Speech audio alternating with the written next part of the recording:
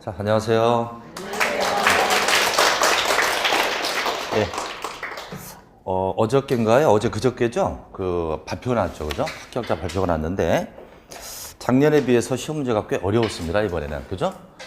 특히 1차도 조금 어려웠고 2차에서는 공법은 역대 가장 어려웠다고 봐도 과언이 아니거든요. 그래서 제가 볼 때는 10,000명 정도 합격하리라 예상했었는데 이번에 16,000명 정도 합격을 했습니다.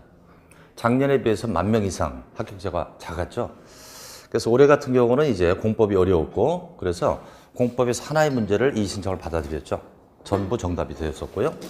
그리고 공시세법에서 한 문제를 또 받아들여서 2차에서 두 문제를 이의신청을 받아들였다고 해요. 그래서 몇천 명이 합격을 한 거죠. 그렇게 해서 16,000명 정도 한 개 가지고 수천 명이 왔다 갔다 합니다. 자, 여러분들이 그 소식을 들으니까 어떤 생각이 듭니까? 이제 1년 금방 갑니다. 금방 갑니다.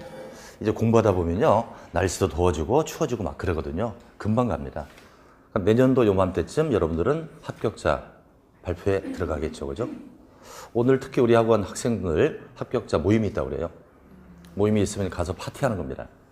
파티하는데 술도 꽐라꽐라 되고요. 엄청나게 재밌습니다. 그래서 내년도 여러분들이 합격하시면 술도 같이 마시고 노래도 같이 하고 즐거운 또 추억을 되씹을 수 있는 그런 시간이 될 겁니다. 그러려면 어떻게 해야죠? 열심히 해서 합격해야죠. 그래서 오늘도 합격을 위해서 또 열심히 하자고요. 아시겠습니까? 네. 자, 오늘 진도는요. 페이지 37페이지입니다. 그죠? 30페이지 도시 및 주거환경 정비법 들어갑니다.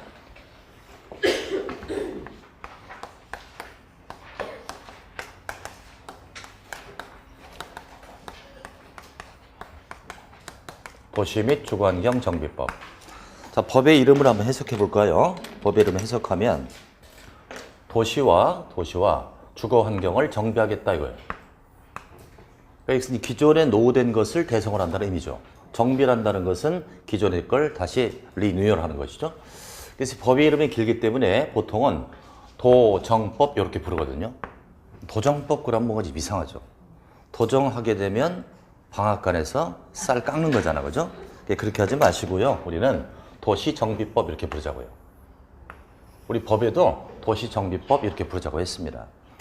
자, 이 법은 대표적인 사업법인데요. 이것은 정비사업을 하는 겁니다. 정비사업을 하죠. 우리 지난주에 사업 하나 배웠죠, 그죠? 무슨 사업 배웠죠? 도시개발사업 배웠죠? 두 가지를 잠시 비교해 볼게요. 지난주 배웠던 도시개발사업 하고요. 오늘의 정비사업입니다. 그러니까 여러분들이 입문과정이니까 속속들이 알아야 되겠다 생각하지 마시고요. 개략적인 개요를 파악하는 거예요. 도시를 개발하는 도시개발사업은 뭐 하는 사업이라고 그랬습니까? 신자가 있다고 그랬죠? 신도시를 개발한다는 얘기죠. 그러니까 주로 변두리에서 한다, 중심부에서 한다. 여기 도심권 내가 있습니다. 도심권 내가 있고요. 여기 변두리가 있다.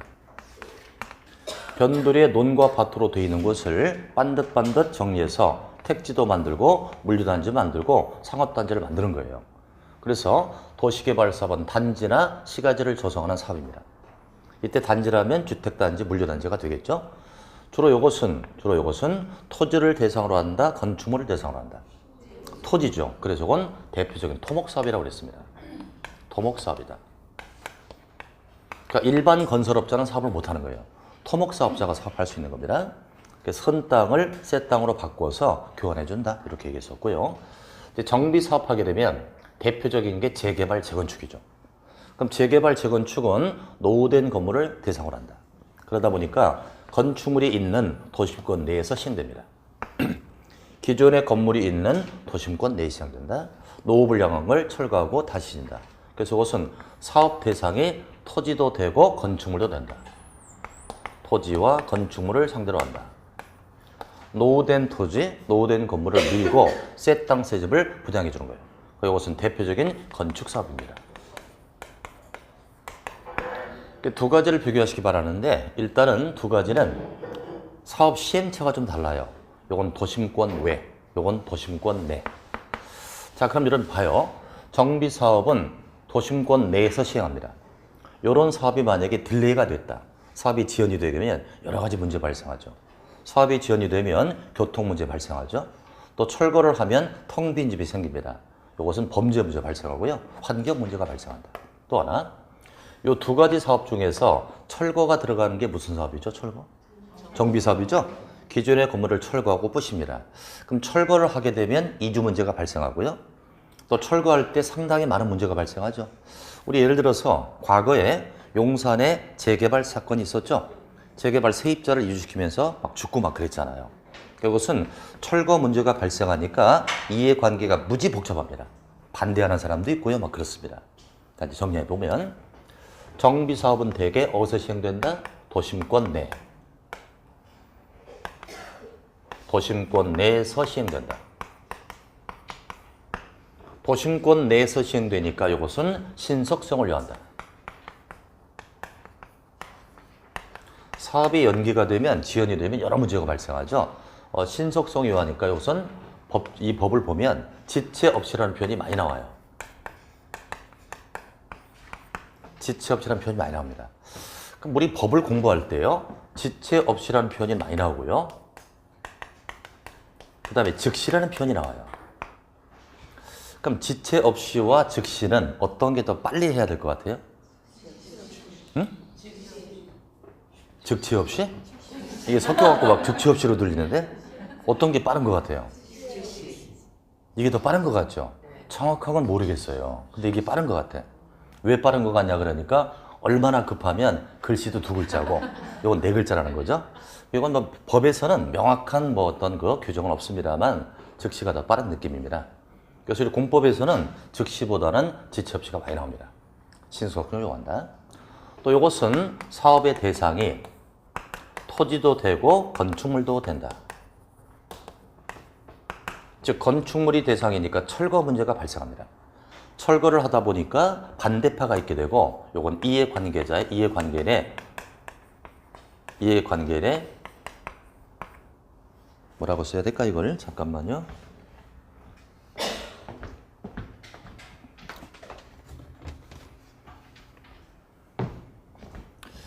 이해관계인의 이렇게 할까요? 건축물이 대상이다. 철거를 하게 된다. 이해관계자의 이해관계가 굉장히 복잡합니다.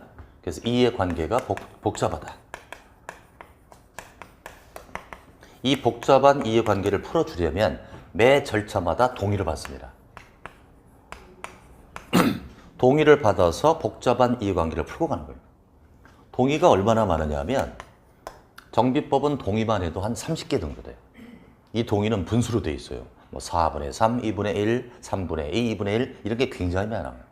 그래서 여러분들이 정비법 공부할 때는 이 동의 외우다가 시간 다 가는 거예요. 그럼 30개의 동의를 다 외울 필요 있나요? 그렇지 않겠죠? 이 30개의 복잡한 동의 중에서 제가 딱 6개만 지정해 드립니다. 그 6개만 암기하시면 돼요. 자, 그럼 두 번째. 그럼 사업의 종류가 몇 가지가 있을까? 첫 번째, 주거 환경 개선 사업.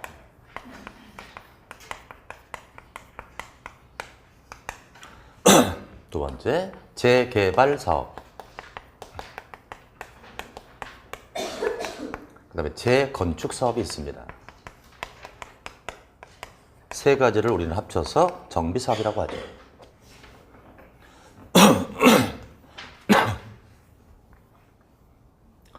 자, 여기서 우리는 흔히 재개발과 재건축은 흔히 들었던 거예요. 근데 주거 환경 개선 사업은 다소 좀 생소하죠. 그래서 이번 단계는요, 이 사업의 이름만 기억해도 대성공이죠. 자, 첫 번째 무슨 사업이다? 주거 환경 개선 사업, 재개발 사업, 재건축 사업이죠. 그럼 이 사업을 하나하나씩 그림을 보면서 정리를 해보겠습니다. 자, 교재 37페이지 딱 보시면요. 첫 번째 무슨 사업이 나오죠? 주거 환경 개선 사업이 나옵니다. 자, 이것은 한마디로 달동네 사업이다.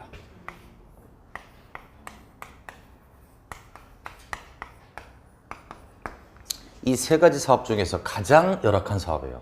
가장 가난한 사업입니다. 달동네 사업이다. 그래서 손이 달동 사업이라고 하는데, 그 맨 밑에 이제 뭐라고 써 있냐 하면, 자, 말하는 거 나와 있죠? 주거 환경 개선 사업은 정비 기반시설은 극히 열악하다. 극히 열악하다 몇 줄. 여러분, 기반시설은 들어보신 거죠? 기반시설은 도시를 꾸며주는 기본이 되는 겁니다. 뭐 도로나 공원이나 이런 것들이었죠. 그 앞에 정비자가 붙었죠. 정비 기반시설하면 정비 사업을 할 때 필요한 기반시설입니다. 그러니까 재개발할 때 도로나 상하수도 이런 것을 정비 기반시설이라고 한다. 정비 기반시설은 극히 열악합니다. 그리고 노후불량 건물이 과도하게 밀집했다. 노후불량이다 밑줄. 노후불량 건축물이 과도하게 밀집한 지역에서 주거환경을 개선한다라고 되어 있죠. 그래서 요지를 보면 주거환경 개선 사업은 극히 열악과 노후불량. 이걸로 답을 찾는 거예요. 극히 열악, 노후불량하면 주거환경 개선 사업. 따라서 이 사업은 열악성이 가장 큽니다. 가장 크니까 민간 주도로 해야 될까요? 공공 주도일까요? 공공 주도입니다. 공공이 주도하는 사업이다. 공공이 주도하는 사업이니까 조합이 나와요. 조합은 민간이에요? 공공이에요? 조합. 되게 지역 주민이 모여서 뜻을 같이 하기 위해서 모인 게 조합이죠? 조합은 민간이란 말이에요. 그러니까 이 사업은 공공 주도이므로 조합은 사업할 수가 없습니다. 그러나 우리가 보통 재개발 조합이다, 재건축 조합이다 이건 들어봤잖아요. 근데 주거환경 개선 조합이라는 건 없어요. 조합이 할 수 없는 겁니다. 그래서 이 사업은 극희열악 노후불량을 딱 기억하시고요. 이제 그림을 잠깐 봐요. 왼쪽은 사업 전이고요. 오른쪽은 사업 후입니다. 기반시설도 극희열악하고 노후불량 건물이 있죠. 이걸 싹 다 밀어서 오른쪽처럼 주거환경을 개선해주는 이런 사업입니다. 이걸 무슨 사업이라고 한다? 주거환경 개선 사업이라고 한다. 이제 다음 페이지 보겠습니다. 다음 페이지를 딱 보니까 뭔 사업이 나온다? 재개발 사업이 나오죠. 우리가 재개발 사업은 이겁니다. 여러분들 재개발하고요 재건축은 좀 차이가 있다고 그랬습니다. 제가 이제 이걸 구체적으로 물어보면 답변을 못 할 겁니다. 그러나 이렇게 물어볼게요. 재개발과 재건축은 어떤 게 범위가 더 넓다? 재개발이 넓은 거죠? 다 아는 거예요, 여러분들이 지금. 재개발은 이겁니다. 이게 산동네가 있다. 노후 불량한 주택이 잔뜩 있습니다. 도로 같은 게 열악합니다. 소방도로가 없습니다. 그래서 화재가 나도 불을 끌 수 없다. 이럴 땐 어떡하죠? 토지도 밀고 건축물도 밉니다. 그래서 도로도 깔아주고 고층 아파트를 져서 분양해 주는 거죠. 그러니까 재개발은 사업 대상이 토지도 되고 건축물도 된다. 토지와 건축물입니다. 그래서 이것은 주거환경 개선보다는 조금 더 낫습니다. 동네가. 덜 가난하다는 얘기죠. 그래서 이 사업은 극히자 빼면 돼요. 정비 기반시설은 열악하고 그리고 노후불량 건축물 이렇게 열악과 노후불량 이렇게 나와 있으면 재개발이 되는 거예요. 두 가지를 비교할 때 하나는 극열악, 노후불량, 하나는 열악, 노후불량 이걸로 답을 찾는 겁니다. 자, 근데 이제 여러분들이 재개발하게 되면 과거엔 이랬습니다. 주택 재개발 이랬던 거예요. 근데 주택자를 떼어버렸습니다. 떼어버렸으니까 이 재개발은 주택 재개발뿐 아니라 다른 재개발도 다 포함되고 있어요. 그래서 이 재개발 사업이 어떻게 이 사업이 되었느냐 이렇습니다. 이게 예전에 이렇습니다. 예전에 재개발은요. 공장 재개발 플러스 도심 재개발 플러스 시장 재개발 이 세 가지를 합쳐가지고 지금의 재개발이 된 거죠. 여기서 공장 재개발하게 되면 노후된 공단을 밀고 다시 하는 거죠. 따라서 이 사업은 무슨 지역에서 할까요? 도시지역이 네 가지로 나눠지죠. 주거, 상업, 공업, 녹지죠. 따라서 공장 재개발은 무슨 지역이다? 공업지역이 대상이 되었을 것이다. 이제 도심 재개발은 뭐냐면 이것은 구상가 건물, 구상권을 밀고 다시 하자가 도심 재개발. 시장 재개발은 재래시장을 밀고 다시 하자. 그러니까 도심 재개발과 시장 재개발은 주상 공록 중 어느 지역의 대상이다? 상업 지역입니다. 그래서 나중에 이제 기본서를 가지고 공부하면 재개발 사업은 서두에 이 지역이 나오는 거예요. 공업지역, 상업지역이 나온다. 이것은 이 세 가지가 합쳐진 개념이다. 그래서 이 재개발은 한마디로 도시 기능 회복과 상권 활성화 이렇게 돼 있어요. 상권을 활성화한다. 상권 활성화. 범위가 주택으로 국한되지 않습니다. 그래서 도시 기능을 회복하고 상권을 활성화한다. 이 세 가지 사업 중에서 상권을 활성화하는 것은 바로 재개발이 되겠습니다. 자, 그럼 이제 그림을 잠깐 봐요. 재개발 사업을 보면은 왼쪽에 사업전입니다. 기반시설도 열악하고요. 노후 불량 건물이 있습니다. 이걸 싹 다 밀어가지고 도로도 깔아주고 고층 아파트를 지은 거죠. 이걸 재개발이라고 한다. 사업 대상 두 가지죠. 토지도 되고 건축물도 된다. 다음 장 보겠습니다. 재건축. 자, 재건축은 토지를 대상으로 한다, 건축물을 대상으로 한다, 둘 다 다다. 건축물이죠. 재건축은 이런 거예요. 서울 강남의 은마 아파트를 가보자. 서울 대치동에. 여기 노후된 아파트가 있을 겁니다. 오래된 아파트가 있고요. 이게 서울의 강남이다 보니까 도로나 공원이나 이런 것들은 잘 돼 있나요? 잘 돼 있겠죠. 정비 기반서는 아주 양호합니다. 다만 노후된 건물이 있다는 거죠. 이럴 때 기반시설은 그대로 놔두는 거예요. 놔두고 노후된 건물을 밀고 다시 하자. 이게 바로 재건축. 그리고 재건축은 토지와 건축물 중에서 건축물을 대상으로 하니 토지와 무관합니다. 토지와 무관하다. 그래서 이 사업은 정비 기반시설은 열악합니까? 양호합니까? 양호 그리고 노후불량이 나온다. 양호, 노후불량. 정비 기반시설은 양호하고 노후불량 건물을 대상으로 한다. 토지와 무관하고 건축물을 대상으로 한다. 자, 그럼 여러분들 이 세 가지 사업 중에서 가장 가난한 게 무슨 사업이다? 주거환경 개선. 두 번째 가난한 거 재개발. 재건축은 부자 동네, 가난한 동네. 이건 부자 동네예요. 부자 동네니까 투기가 많은 거예요. 투기가 많아요. 투기가 많으므로 우리 공법상 규제를 많이 합니다. 나중에 이제 책을 읽어보면 무조건 규제하는 건 재건축이 들어갑니다. 재건축은 부자 동네거든요. 이것은 투기가 극성이므로 규제가 크다는 그런 또 특징이 있습니다. 그래서 일단 여러분들은 이 세 가지 사업을 준비하시는데요. 자, 재건축 사업의 그림을 잠깐 보겠습니다. 왼쪽에 사업전입니다. 도로 같은 게 잘 돼 있어요. 노후된 건물이 있습니다. 오른쪽 보세요. 도로는 그대로 놔두고 노후된 건물을 대상으로 한다는 겁니다. 이해되셨습니까? 이것을 재건축이라고 한다. 그럼 이제 시험 문제를 준비하는 우리 입장에서는 일단 정비 사업은 종류가 세 가지입니다. 이게 예전에는 5개였습니다. 주거환경 개선, 주택 재개발, 주택 재건축, 도시환경 정비, 주거환경 관리 사업 5개였죠. 작년까지만 해도. 그것이 이제 세 가지로 딱 나눠진 거예요. 작년이니까 28회 시험 때까지는. 그러니까 지금 사실 여러분들 이 세 가지를 비교하기도 쉬운 건 아니죠. 근데 작년까지는요 5개를 구분했어요. 그러니까 작년도 학생들은 굉장히 힘들었던 거죠.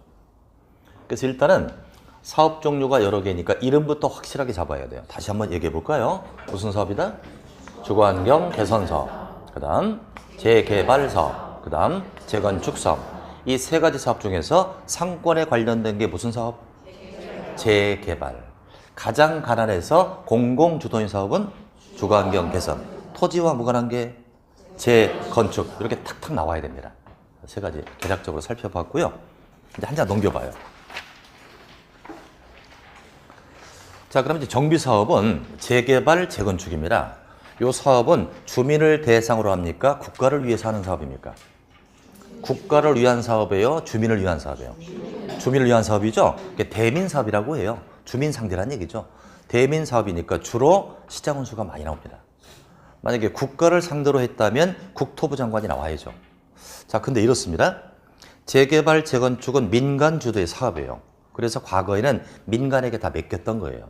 조합을 만들어서 사업하면 됐었던 거죠. 그러다 보니까 근래 몇 년 전에 서울에 재개발을 하겠다 결정해놓고 중단이 됩니다. 아주 사회적 문제가 됐었죠. 그럼 생각해봐요. 우리 강의실이 재개발 사업 하겠다고 결정했어요. 사업을 하다가 중간에 그만둡니다. 돈이 없거나 해서 중단에 포기합니다. 왜 포기하냐면 주 목적이 부동산 정책 때문에 그렇죠. 부동산 정책을 강화하게 되면 정비 사업을 못하는 거예요. 근데 항시 정부에서 부동산 정책을 강화할 때 재건축 규제를 강화하잖아요. 그러다 보니까 정비 사업을 못합니다. 그러다 보니까 중단되는 사태가 속출하죠. 자, 그러면 사업을 하다가 중단되면 그 동네는 어떤 상태입니까, 지금? 부신 것도 있고, 부시다 만 것도 있고, 안 부신 것도 있고, 한마디로 전쟁터와 흡사합니다. 사회 문제가 발생하죠. 그래서 이제 안 되겠다.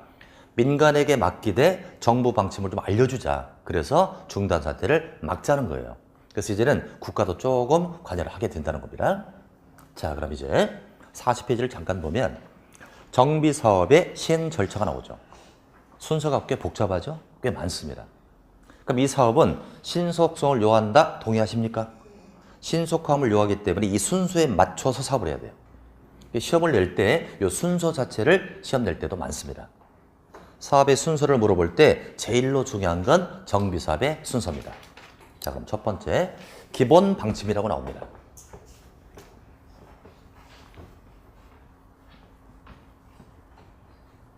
자, 기본 방침이라고 되어 있어요. 여러분으로 책을 보시면 됩니다. 기본 방침은 국가 정책 방향이에요.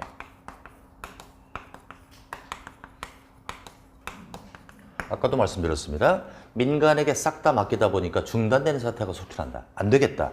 국가의 방향을 제시해 주자. 이게 바로 기본 방침.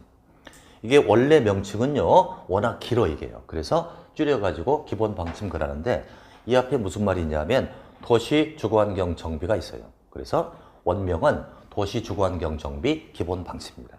국가 정책 방향이죠. 국가니까 이 방침은 누가 만들까요? 국토부 장관. 국토부 장관이 만드는 정비사업에 대한 국가 정책 방향입니다. 자, 이제 국가 정책 방향을 잡았어요. 그럼 예를 들어서 여기 구리시가 있다. 구리시에다가 정비사업을 할 때 처음부터 재개발, 재건축을 결정할 수는 없겠죠. 처음에는 장기적인 안목에서 사업을 할 거냐 말 거냐를 대략적으로 정해놓고 들어갑니다. 이게 바로 기본계획이다. 기본계획 나와 있죠? 기본계획은 이것은 계략적 방향입니다.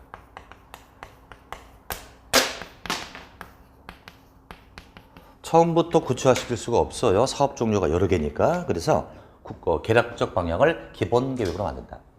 이것도 명칭을 줄인 겁니다. 원명은 도시주거환경정비 기본계획이에요. 워낙 길으니까 기본계획 그랬습니다. 이걸 만들었죠. 그럼 이제 이 계략적 방향을 가지고 사업을 하겠다라고 결정했다고 쳐봐요. 하겠다. 결정했으면 그럼 이제 무슨 사업을 할 거냐. 재개발할 건지 재건축할 건지. 또 이 면적은 얼마 정도 되냐. 이런 구체적인 내용을 정하는 거예요. 이것이 바로 그 다음 나오는 정비계획입니다. 바로 정비계획은 사업의 구체적 내용이죠. 사업의 구체적 내용이므로 사업의 명칭이 나와요. 재개발할 건지 재건축할 건지 명칭이 나오고 면적이 나온다. 면적을 얼마로 할 거냐 이렇게 나오죠. 그러니까 순서를 잘 보세요. 국가 정책 방향 기본 방침. 계략적으로 할 거냐 말 거냐를 결정하는 기본 계획. 하겠다 결정했으면 어떻게 할 건데를 정하는 정비계획. 그럼 보세요. 명칭과 면적이 나왔으니 사업을 하기 위해서 여기다 구역을 정하는 거예요. 이게 바로 정비구역입니다. 그 그림 순서에서 말이죠. 정비구역이 없죠. 지금 빠졌습니다. 그래서 여러분 정비계획하고요. 시행자고 사이에다가 정비구역을 집어넣어 주시기 바랍니다. 그게 빠졌네요. 정비구역을 집어넣습니다. 그래서 이렇게 한 섹터가 결정이 되는 거죠. 근데 정비구역이면 만약에 재개발을 한다면 재개발구역, 재건축을 한다면 재건축구역, 주거환경 개선 사업을 한다면 주거환경 개선구역 이렇게 구역을 지정해서 사업을 시행하게 된다는 얘기입니다. 자, 그럼 책을 보겠습니다. 그래서 기본 방침 나왔고요. 기본 계획 나왔고 정비계획이 나왔고요. 그 다음 뭐가 나온다고요? 정비구역이 정됐죠. 그럼 구역이 정됐으니까 시행자가 나온단 말이죠. 시행자 나왔습니다. 이 시행자는 공공만 할까요? 민간도 같이 할까요? 공공과 민간이라고 적으세요. 공공 시행자도 있을 거고 민간 시행자도 있을 것이다. 공공도 하고 민간도 합니다. 그러니까 세 가지 정비사업 중에서 공공 주도가 무슨 사업이라고 그랬죠? 주거 환경 개선 사업은 공공이 주도할 것이고 재개발 재건축은 민간이 주도할 것이다. 이런 감을 딱 잡으시고요. 그럼 이제 시행자 다음에 뭐가 나온다? 사업 시행 계획을 작성한다고 돼 있죠. 사업 시행 계획이라 밑줄 딱 치고요. 이렇게 받아 적으세요. 시행자가 작성하는 사업의 구체적 계획. 자, 그래서 사업 시행 계획은 시행자가 작성하는 사업의 구체적 계획입니다. 사업의 구체적 계획이에요. 이 공법은 이 전 시간에 배운 거를 계속 연결시켜야 되거든요.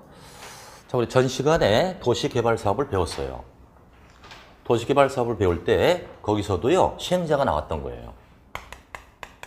시행자가 나왔고요. 시행자가 구체적인 사업 계획을 잡았잖아요. 그죠? 그 무슨 계획이라고 불렀죠? 그렇죠. 실시계획이라고 불렀어요. 이것도 사업의 구체적 계획이에요. 근데 우리 정비 사업에서는 실시계획이라고 안 불러요. 뭐라고 부른다? 사업 시행 계획이라고 불러요. 둘 다 똑같은 거예요. 얘나 사업의 구체적 계획이 맞습니다. 그런데 명칭을 달리 쓰고 있죠? 법이 다르니까. 법이 다르니까 도시개발에서는 실시계획, 정비법에서는 사업시행계획 이렇게 얘기하는 겁니다. 뜻은 같다 이렇게 맞추세요. 자, 그래서 시행자가 사업시행계획을 작성했고요. 인가도 받고 이를 고시할 겁니다. 고시가 뭐죠? 알린다. 어디다 알린다? 전국에 알린다. 나중에 제가 설명드릴게요. 공고라는 말 들어봤죠? 공고한다. 고시. 공고나 고시는 알리는 겁니다. 뭔가 결정됐으면 알리는 건데 편의상 공고는 관할 지역에 알린다. 고시는 전국에 알린다. 이렇게 보면 아주 빨라요. 뭐 쓸 필요 없고 그냥 들으세요. 그냥. 그럼 인가는 뭐다? 허가를 받는다도 있고요. 승인 받는다도 있고요. 또 인가 받는다 이런 말이 있어요. 이건 행정청으로부터 이런 걸 받아야 되겠죠? 그럼 제가 이제 이렇게 물어봅니다. 허가가 뭐예요? 라고 물어보면 허락해 주는 거래요. 아, 그럴듯합니다. 승인이 뭐예요? 그러면 승낙해 주는 거래요. 인가가 뭐예요? 그러면 인정해 주는 거래요. 전혀 아니거든요. 그래서 나중에 이건 기본서 받아서 공부할 때 허가나 승인이나 인가를 자세히 제가 비교해서 말씀을 드리겠습니다. 지금은 좀 섣부르죠. 어쨌건 국가에서 인정을 받는 겁니다. 그럼 사업 시행 계획을 다 작성했어요. 그럼 여기까지 상황을 검토해 보자. 구역도 지정됐고 시행자가 결정됐습니다. 시행자가 구체적 계획을 잡았습니다. 그럼 여기까지 상황이라면 사업 시행자는 모든 준비가 끝났다는 거죠. 사업 준비 끝났죠? 그럼 이제 시행자가 자기 준비 끝났다고 맞바로 사업할 수 없잖아요. 사업을 할 때는 철거부터 먼저 하겠죠. 철거를 하고 새 아파트 질 겁니다. 그럼 시행자가 자기 준비 끝났다고 맞바로 사업하면 안 된다. 여기 종전의 소유자가 있을 거 아니에요? 종전 소유자에게 새 땅, 새 집 뭘 줄 건지를 결정해야 되잖아요.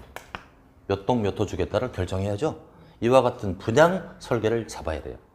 그냥 분양 설계를 잡으려면 얘네한테 신청을 받아야 되겠죠. 그래서 분양 신청이 나온 거예요.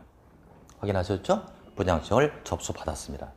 이걸 토대로 분양 설계를 잡아야죠. 그게 바로 무슨 계획이다? 관리 처분 계획. 그래서 관리 처분 계획에다가 분양 설계라고 적으세요. 분양 설계를 관리 처분 계획이라고 합니다. 그럼 쉽게 분양 계획 그라지 왜 관리 처분 계획 그러죠? 일본식 표현이잖아요. 일본식 표현입니다. 왜 관리 처분 계획이냐면 이 계획에 의해서 새 땅, 새 집을 관리도 하고 처분도 하라 이거예요. 그래서 관리 처분 계획입니다. 무슨 설계라고요? 분양 설계. 그럼 분양 설계를 다 잡았어요. 그래서 관리 처분 계획을 보면 이런 식으로 나와 있을 거예요. A에게는 101동 101호 준다. B에게는 102호 주겠다. 이런 것들을 쭉 적어나가는 분양 설계입니다. 이것을 무슨 계획이라고 한다? 관리 처분 계획이라고 한다. 그럼 이제 관리 처분 계획을 다 잡았으니까 시행을 하겠죠. 철거한단 말입니다. 보신데요? 철거했어요. 철거를 해서 이제 공사 끝났어요. 준공 인가를 받는다고 하죠. 뭔가 사업이 끝나면 준공 검사 받는다 들어보셨잖아요? 요거 딱 끝났습니다. 그럼 공사 완료를 고시하죠. 공사 끝났습니다. 알린단 말이죠. 고시를 해요. 고시를 했으면 이제 새 땅, 새 집을 만들어줬죠. 이걸 나눠줘야 되잖아요. 그럼 나눠주려면 정확히 줄만큼 쪼개야 될 거 아니에요. 쪼개려면 자로 정확히 재야 되잖아요. 그게 바로 대지 확정 측량. 대지 확정 측량을 통해서 토지를 분할한단 말입니다. 줄만치 쪼갠다는 거죠. 여기서 확정 측량에다가 밑줄 딱 치고요. 세부 측량이라고 적자. 이건 세부적인 측량을 뜻합니다. 세부적으로 측량을 했어요. 이 측량을 토대로 줄반지 쪼갠단 말입니다. 토지를 보존한다고 돼 있죠? 그런 다음에 뭐라고 돼 있어요? 통지. 통지가 무슨 뜻이다? 그러니까 줄 사람에게 알리는 거죠. 분양 신청한 자에게 야, 너 100일 후 줄게 이렇게 통지합니다. 통지를 하고 소유권을 이전하는 거죠. 소유권 이전에다 밑줄 딱 치고요. 분양처분이라고 적죠. 이건 분양처분을 소유권 이전이라고 해요. 이름을 참 어렵게 해놨잖아, 그죠? 분양처분 그럼 얼마나 좋을까요? 소유권을 이전한다고 합니다. 이렇게 해서 이제 새 땅 새 집을 주었단 말이에요. 그럼 이거 내 땅이야 내 집이라고 등기해야 되잖아요. 등기해서 사업이 맞춰지게 되는 겁니다. 우리는 여기서 이제 두 가지 용어를 잡았습니다. 자, 제가 두 가지 법을 가지고 비교해 드릴게요. 도시개발법하고요. 도시정비법을 비교해 보자. 도시개발법에서도 분양설계가 있을 거고요. 새 땅 누구한테 주겠다 분양설계를 잡을 거고요. 이 설계에 따라서 분양처분할 겁니다. 분양설계에 따라서 분양처분하는데 도시정비법에서는 분양설계를 무슨 계획이라고 했다? 관리처분 계획. 관리처분 계획이고요. 분양처분을 뭐라고 했다? 소유권 이전. 소유권 이전고시라고 합니다. 그러니까 한마디로 분양처분은 분양설계에 따라 하는 거죠. 그래서 관리처분 계획에서 정해진 바에 따라 소유권을 이전하는 것입니다. 그런데 똑같은 표현을 법이 바뀌었으니까 명칭을 달리한다. 이 지난주 배운 건데 도시개발법에서는 토지 분배 계획이 무슨 계획이죠? 그렇죠. 환지 계획이죠. 새 땅을 어디를 주겠다는 게 바로 환지 계획이죠. 여기에 의해서 새 땅을 처분하는 걸 무슨 처분이라고 한다? 환지 처분이라고 했다. 그래서 도시개발법에서는 환지 계획에 의하여 환지 처분한다. 이렇게 되는 거죠. 이 두 가지는 같은 맥락이라고 보시면 돼요. 그래서 입문 과정은요. 이런 이름만 숙지해 주시면 큰 성공이라는 얘기죠. 관리처분 계획에 의하여 소유권을 이전한다. 이렇게 해서 정비법은 이 정도만 간단히 맛을 본 거죠. 실제로 기본서를 받게 되면 정비법은 4시간 정도 분량의 강의입니다. 근데 지금 한 40분밖에 안 했잖아, 그죠? 간단히 맛만 본 거다. 자, 테스트 하겠습니다. 고개를 드시고 날 봐요. 우선 가장 중요한 건 정비사업 종류 3가지 이름 아는 거예요. 첫 번째, 주거환경 개선사업, 또 재개발, 재건축, 요 이름 명칭 아시고요. 또 관리처분 계획과 소유권을 이전한다. 요 정도 명칭은 충분합니다. 된 거죠? 이 정도면 됐습니다. 자, 이제 다음 장을 보겠습니다. 41페이지. 무슨 법이 나온다? 건축법이 나오죠. 우리 부동산 공법은 6개의 법으로 되어 있다고 있습니다. 맨 처음에 전국 대상이 무슨 법이다? 국토법률, 또 도시개발법, 그 다음에 정비법까지 끝냈죠. 나머지 3개 법이 나오죠. 그 중에 건축법입니다.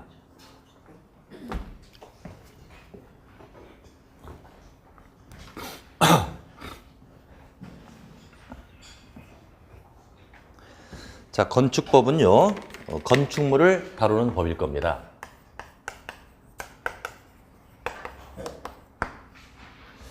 자, 우선 건축법의 건축의 절차부터 잠깐 정리해 볼까요? 절차. 자, 건물을 지으려면 맨 먼저 어떻게 해야죠? 설계해야죠. 자, 집을 지을 때 여러분들이 누구한테 맡겨야 돼요? 여러분들이 설계해도 돼요? 여러분들 해도 돼요. 능력이 안 되니까 맡기는 거지. 어디다 맡깁니까? 설계 사무소에다 맡기는 거죠. 설계는 내가 해도 되고 저 같으면 제가 하죠. 근데 이제 능력이 안 되면 설계자한테 맡기는 거죠. 그럼 설계에 보면 바로 건축사라는 표현이 나오거든요. 건축사. 건축사가 나오게 되면 설계를 아주 잘하는 사람이라 이렇게 알아주세요. 이 건축사는 뭐냐면 자격증 이름이에요. 건축과를 졸업해서 설계 분야에 장기간 근무하고 나면 이 시험을 볼 수가 있어요. 그래서 건축사를 합격하면 건축 설계사무소 소장이 되는 거예요. 그래서 건축법에서 건축사가 딱 나오면 설계를 참 잘하는 사람이다. 설계했습니다. 설계를 하고 허가를 받겠죠. 건물을 지을 때 무조건 다 허가할까요? 신고하는 것도 있을까요? 경미하다면 신고하겠죠. 허가를 받거나 신고를 할 겁니다. 그럼 허가와 신고의 차이점. 일단 어떤 게 경미한 거다? 신고. 허가는 이렇습니다. 허가는 이제 자료를 수집해가지고 서류를 제출하면 이제 자격 심사를 해요. 이 건물이 안전한지를 기준 심사해서 허가 처분할 수도 있고 불허가 처분할 수도 있습니다. 허가 신청했다고 다 허가 받는 거 아니잖아, 그죠? 근데 신고는요, 서류 접수로 끝나는 거예요. 서류만 접수하면 끝나는 게 바로 신고입니다. 그래서 허가나 신고를 했고요. 그 다음에 사업을 시행하겠죠. 이걸 시공한다고 하죠. 우리 건축법에서는 시공이라고 해요. 그럼 시공을 하다 보면 시공자가 나올 거예요. 그리고 감리자가 나옵니다. 시공자 하게 되면 공사를 시행하는 자고요. 집 짓는 자고. 감리자는 뭐 하는 자다? 감시 감독하는 거죠. 누구를 감시 감독한다? 시공자를 감시 감독하죠. 그럼 감리자는 누가 지정한다? 건축주가 지정한다. 앞으로 이제 건축주라는 또 표현이 나와요. 건축주 하게 되면 여러분들이 토지를 매입해서 집을 지면 여러분들이 주인이잖아요. 이걸 건축주라고 한다. 그럼 제일 좋은 건 감리는 여러분들이라는 게 제일 좋잖아요. 건축주가 감시 감독하는 게 제일 좋은데 이 건축주가 건축의 문외한이에요. 도면을 볼 수가 없잖아요. 그럼 감리자를 지정해서 대행시킨다. 이렇게 보시면 돼요. 자, 이제 시공했습니다. 공사 끝났습니다. 공사가 끝나면 우리가 보통 사업에서는 사업이 끝나면 무슨 검사 받는다고 그러죠? 준공 검사를 받는다고 그래요. 준공 검사를 받는다고 하는데 우리 건축법에서는 준공 검사라고 안 불러요. 뭐라고 한다? 사용 승인이라고 한다. 사용 승인은 공사 끝났을 때 하는 검사입니다. 건축법에서도 예전에는 준공 검사라고 했었죠. 이것을 사용 승인으로 바꿨다. 이유는 딱 하나. 준공이라는 얘기는 공사가 언제 끝나냐를 중시하는 개념이에요. 근데 우리 건축물은 언제 끝나냐가 중요한 게 아니죠. 언제부터 건물을 사용하겠냐 이거예요. 사용성의 의미를 둡니다. 그래서 완공되고 나서 사용하기 전에 승인 확인받아라 이거죠. 이것을 사용 승인이라고 한다. 그래서 앞으로 이제 건축법을 학습할 때 사용 승인이 딱 나오면 아 이것은 공사 끝났구나. 건물 사용하기 전에 승인받는 준공공사 똑같다 이렇게 보시면 돼요. 사용 승인을 받아서 건축물을 쓰다가 보면 용도를 변경할 때가 있다. 요즘에 업종 변경을 많이 하죠. 식당을 하고 있었는데 영 장사가 안 돼. 이것을 옷가게로 바꾼다. 이런 게 바로 용도 변경입니다. 이렇게 쓰다가 보면 이제 완전 폐물 단계 가면 건물을 철거할 수도 있고 자연적 재해로 멸실될 수도 있을 겁니다. 철거와 멸실은 건물이 없어지는 건데 철거는 일부러 부신다죠. 인위적인 거고요. 멸실은 자연적으로 무너지는 걸 멸실이라고 하겠죠. 이렇게 해서 1년의 라이프 사이클, 건축의 라이프 사이클을 우리 건축법에서 공부합니다. 근데 이번 입문 과정은요. 이런 절차를 자세히 하지 않습니다. 자세히 하지 않고요. 건축법에 나오는 대표적인 용어 몇 가지만 학습을 합니다. 두 번째. 대부분 절차는 누가 누구를 상대로 할까요? 만약에 허가를 신청하거나 사용 승인을 신청할 때 누가 누구한테 신청하겠습니까? 누가? 건축주가. 누구한테? 허가권자에게. 건축주가 허가권자를 상대로 하는 게 대부분 절차예요. 건축주가 허가권자를 상대로 한다. 허가 신청도 마찬가지, 사용 승인도 마찬가지입니다. 그럼 여기서 이제 여러분들 허가권자가 누굽니까? 우리 건축법은요. 대부분 절차를 허가권자에게 하기 때문에 얘를 모르면 공부할 수가 없어요. 그럼 질문이나 한번 드려볼게. 서울특별시 강남구가 있습니다. 강남구. 여기다가 만약에 10층짜리 건물을 짓는다. 10층짜리. 그럼 누구한테 허가 받을까? 구청장일까요? 서울시장일까요? 구청장. 송파에 가면은 123층에 제2롯데월드가 있죠. 송파구입니다. 서울이죠? 요걸 지을 때 누구한테 허가 받는다? 송파구청장, 서울특별시장, 국토교통부 장관. 누구일 것 같아요? 123층인데? 응? 서울시 장관이라고요? 국토부 장관이라고요? 제가 일부러 틀리게 유도한 거예요, 지금. 그럼 구리시가 있습니다. 경기도 구리시예요. 여기다가 15층짜리 아파트를 짓는다. 누구한테 가봤죠? 구리시장이에요? 경기도에서요? 구리시장입니다. 하나만 딱 더 물어볼게. 성남시 분당구가 있죠? 성남시 분당구에 5층짜리 상가를 짓는다. 누구한테 가봤는다? 분당구청장이에요? 성남시장이에요? 그거 봐, 지금 죽도 밥도 아닌 답변이 나오고 있는 거예요. 그래서 제가 간단히 말씀드릴게요. 여기까지만 하고 쉴 건데, 허가권자는요, 원칙과 예외로 나눠집니다. 자, 이렇게 생각하면 돼요. 허가는 가까운 데 가야 돼요? 멀리 가야 돼요? 주민이. 일반 국민이 행정청을 가는 거잖아요. 가까이 가야 된다? 멀리 가야 된다? 가까이 가야 편할 거 아니에요. 가까이라면 하급자한테 간다? 상급자한테 간다? 그러니까 똘만이 누굽니까? 하급자가. 시, 군, 구청장이죠. 이자가 원칙이죠. 이때 구청장은요, 시장 군수와 직급이 같으니까 무슨 구다? 자치구. 자치구니까 특별시, 광역시는 구를 뜻하죠.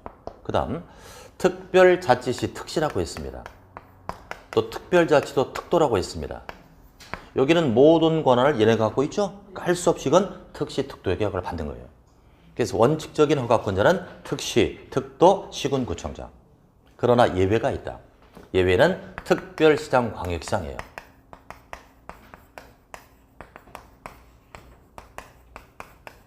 그럼 제가 물어보 드릴게요, 여러분들. 서울특별시에는 자치구가 있습니까? 네. 있잖아, 그죠? 광역시에도 자치구 있습니까? 광역시에 군 있습니까? 있잖아. 인천광역시 옹진군, 부산광역시 기장군이잖아요. 그러면 특별시, 광역시에서는 원칙은 구청장이나 군수에게 받아야 되죠. 근데 어떨 때 얘한테 받는다? 여기다 대형을 지을 때. 큰 거 지을 때. 이 대형하면요, 층수는 21층 이상 또는 연면적 10만 제곱 이상. 이렇게 대형을 지을 때는 특별시장, 광역시장에 허가를 받는다. 이렇게 딱 정해져 있습니다. 이제 몇 가지 예를 들어볼게요. 서울특별시 송파구가 있다. 송파구는 자치구 맞습니까? 10층을 진다 그러면 누구한테 허가 받는다? 구청장. 그런데 30층을 진다. 대형이잖아요. 20층 이상이죠? 그때는 서울시장에게 받는다 이겁니다. 이제 분당구가 있습니다. 성남시 분당구는 자치구예요? 아니에요? 첫 시간에 배운 건 다 까먹었네 또. 이 구는요, 자치구예요. 선거로 뽑는 구예요. 그래서 특별시나 광역시에 있는 구를 자치구라고 그랬잖아요. 근데 분당구는 성남시는 특별시, 광역시가 아니니까 비자치구라고 그랬잖아요. 그러니까 성남시 분당구는 자치구가 아니니까 허가를 성남시에게 받는 거예요. 그렇게 이해하시면 돼요. 그러나 여기에 있는 구는 자치구니까 여기한테 허가 받는다. 이렇게. 아시겠죠? 그래서 자세한 건 다음에 하니까요. 허가권자가 대략적으로 이렇다. 이렇게 알아두시고. 자, 그럼 조금 쉬었다가요. 41페이지 개념을 또 잡도록 하죠.